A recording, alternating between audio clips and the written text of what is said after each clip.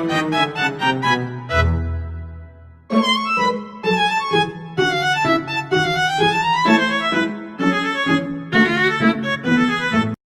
with the fans. Pose with the pose with the pose with the fans.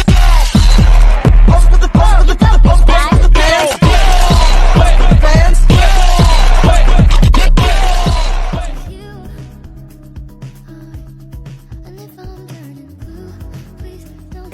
Mengapa kapal selam dapat mengapung ataupun tenggelam?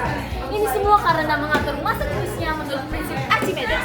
Jadi anak-anak, prinsip Archimedes itu adalah hukum yang menjelaskan mengapa benda dapat mengapung ataupun tenggelam dalam fluida.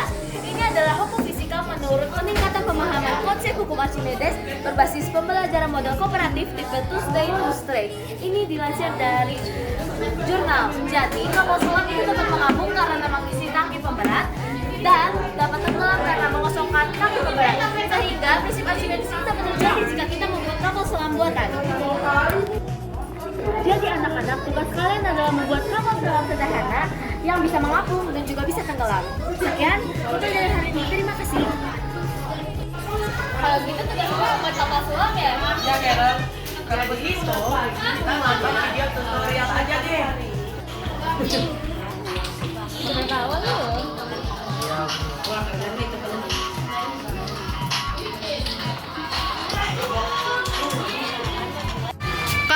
Kak. Tujuan praktek kakak itu apa sih? Jadi kita dapat mengetahui kapal selam dapat mengapung dan tenggelam. Oh, Oke, jadi kali ini kita mencari latar belakangnya. Apa itu massa jenis? Nah, jadi massa jenis adalah ukuran kepadatan pada zat sesuatu benda. Nah, cara mencari massa jenisnya kita dapat dihitung dengan membagi massa benda dengan volume menurut jurnal pengukuran benda zat dengan merupakan pengukuran persatuan dengan volume. Nah, jadi latar belakang ini sudah telah dilansirkan oleh Indonesia Journal of Electronic and Instrument System. benda yang tercampur ke dalam zat cair atau fluida sebagian maupun seluruh bangunannya, maka benda tersebut akan memiliki gaya dorongan ke atas. Hukum arti dilansir dari analisis tenggelamnya kapal di waduk kedua Omblok menggunakan konsep hukum Archimedes, jurnal penelitian fisik dan terapannya. Gimana sih prinsip kerja kapal selam? Kadang kita tuh bingung ya, kapal selam tuh bisa mengapung dan juga bisa tenggelam. Nah, gimana sih cara kerjanya? Kapal selam pada zaman dahulu dipakai untuk perang. Nah, sekarang itu dipakai untuk wahana rekreasi. Nah, jadi prinsip kapal selam ketika terapung, massa jenis total kapal selam lebih kecil dan air laut dan sewaktu tenggelam massa jenis total kapal selam lebih besar dari air laut. Sehingga kapal selam memiliki tangki pemberat yang berisi air dan udara. Tangki tersebut terletak di antara lambung kapal sebelah dalam dan luar. Tangki ini dapat berfungsi untuk membesar atau memperkecil massa, sehingga kapal selam dapat mengapung ataupun tenggelam. Jadi ini semua dilansir dari jurnal analisa stabilitas dan equilibrium kapal selam Midget 150 untuk perairan Indonesia. Anak-anak, semua adalah guru pembimbing. Ayo kita bersama-sama. Jadi anak-anak, barang-barang di belakang adalah ember, botol, selam, selotip, Paku, balon, tutup botol, korek api, dan juga baterai. Aku bisa membantu murid-murid. Pertama, kita tandai dan lubangi botol ini. Selanjutnya kita lubangi dengan paku yang sudah dipanaskan dengan korek api atau api.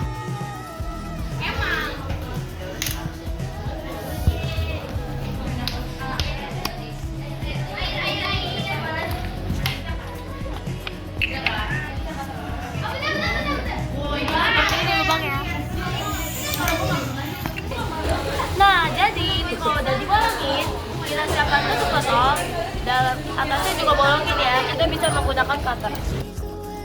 Nah, ini udah mulai kebolong nih. Nah, sudah bolong deh. Nah, kalau udah bolong kayak gini, kita tempel di atas botol kecil. Setelah ini dibolongi, kita tempel di atas. Betul, betul, betul.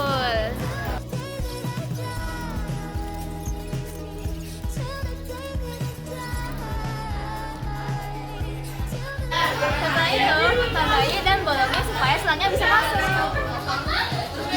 Color.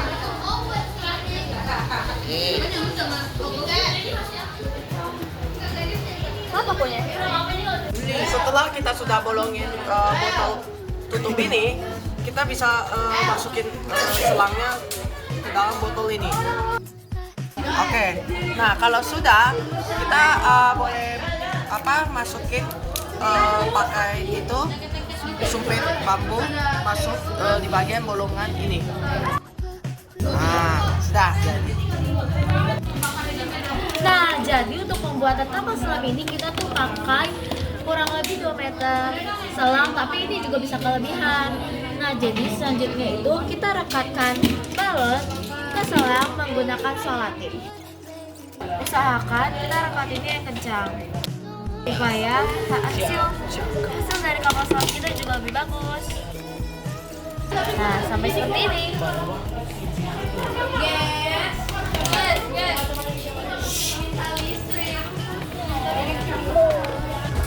Nah, selanjutnya kita balik juga dulu diameternya jadi 1 meter supaya lebih mudah. Kalian dapat menggunakan gunting, cuma kita gunain cutter karena gunting kita jelek. Nah, ini kalau sudah siapkan ini ya.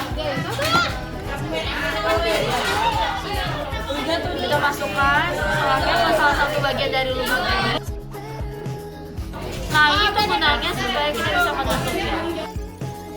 Nah, konsiderkan seperti ini kita jangan lupa bisa tertiup. Bisa tertiup, cuman dia karena terlalu kecil jadi kita harus masukin lebih dalam lagi ya. Kita pakai spidol aja supaya dia bisa ke bawah kan, dikit. Nah, seperti ini. Kalau bisa ditiup ya. Bisa ya. Oke, kita tambahkan pemberat supaya kapal selam kita ini bisa tenggelam dengan maksimal. Kita tambahkan koin untuk dapat lebih berat. Kenapa ini banyak lubang? Karena biar airnya bisa masuk dan bisa tenggelam. Terus abis itu ini balon sama ini sama selang buat apa? Karena biar dapat mengapung. Mari kita coba. Jadi karena terlalu banyak bolongan, ini tuh nggak bisa tenggelam. Jadi kita harus tutup bolongannya dan tambahkan selangnya kecil supaya dia dapat tenggelam. Selangnya yang kira-kira sepanjang ini. Nah, lalu kita tutup beberapa bolongan. Nah, sebaiknya kita tutup menggunakan solatif hitam supaya dia lebih kuat.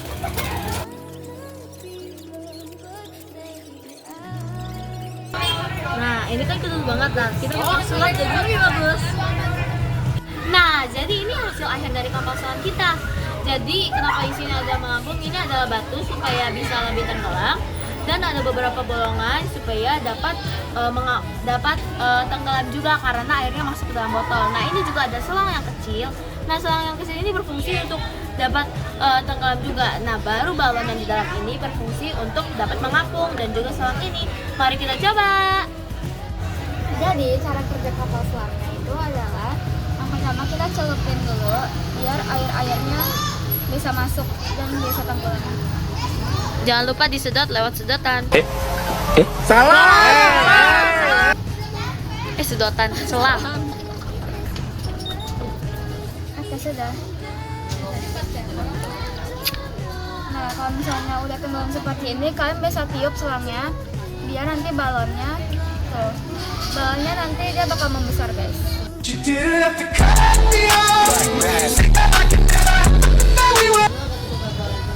Jadi mengapung deh. Mantap, berhasil. Mission complete.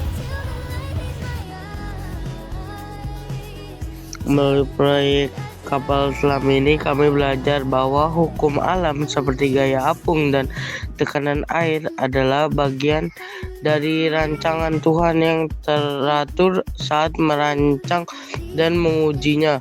Kami melihat kebesaran Tuhan yang memberi manusia akal untuk memahami ciptaannya. Kami belajar bersikap teliti, bertanggung jawab, dan menggunakan ilmu untuk kebaikan seperti kapal selam yang harus seimbang. Kami juga perlu menjaga keseimbangan antara ilmu dan iman dalam hidup.